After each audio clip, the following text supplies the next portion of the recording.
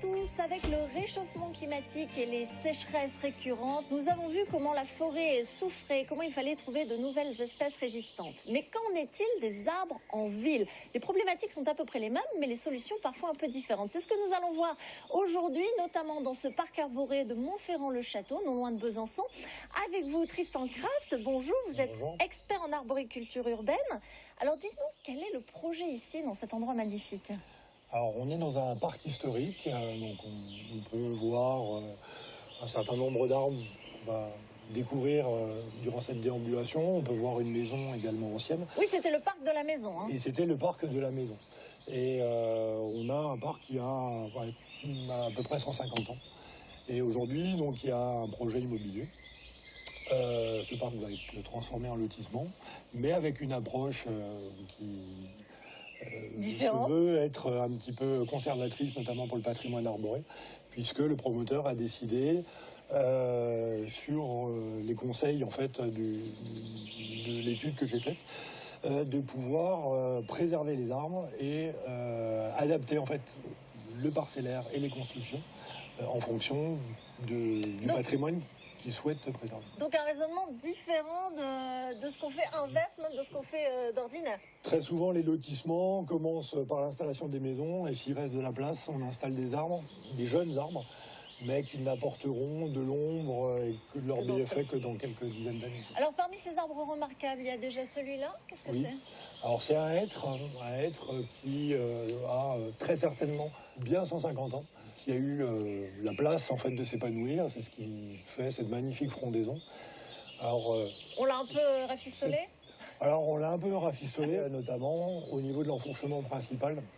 On a un point de faiblesse qu'on cherche en fait à consolider, ou en tout cas à sécuriser, en posant un haut-banc. Donc c'est cette corde en fait qu'on peut deviner, qui est une corde donc spécifiquement prévue pour ça.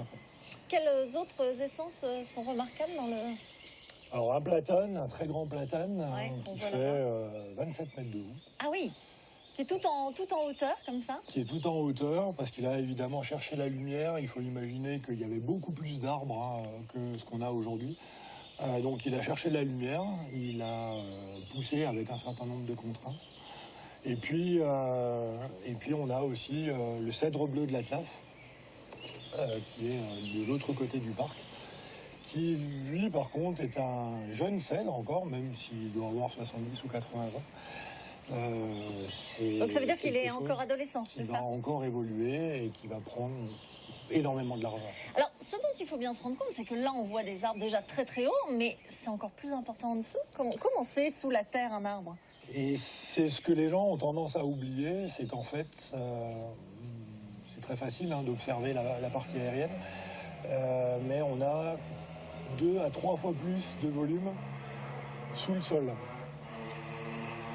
Ces arbres, en fait, pour pousser, ils ont besoin d'une très très grande quantité d'eau. C'est 500 litres d'eau, 600 litres d'eau par jour. Ah oui. D'accord. Et donc, pour arriver à trouver toute cette eau, il faut que l'arbre puisse développer un système racinaire qui va aller chercher très loin. Alors, pas forcément très loin en profondeur, mais très loin en extension, en fait. Donc c'est vraiment un réseau très très dense.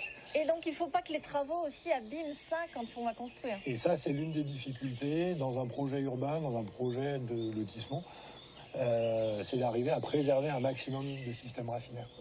C'est à la fois les racines d'ancrage qui permettent à l'arbre d'assurer sa stabilité, mais c'est évidemment aussi toutes ces racines très très fines, nourricières, qui vont lui permettre de chercher les éléments minéraux et l'eau dont il a besoin. Et dernier point, dans les constructions qui vont respecter ces arbres, elles vont aussi respecter l'arrivée d'eau sur cette végétation en quoi? Et donc l'autre enjeu, c'est de ne pas trop imperméabiliser les sols. Donc ça, c'est un des gros soucis dont on parle beaucoup aujourd'hui en milieu urbain.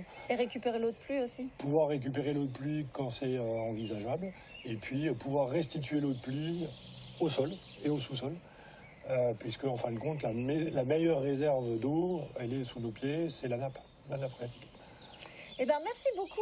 On va continuer notre exploration avec un endroit que vous connaissez bien, puisque vous avez collaboré. Nous partons maintenant pour la saline d'Arquesnan.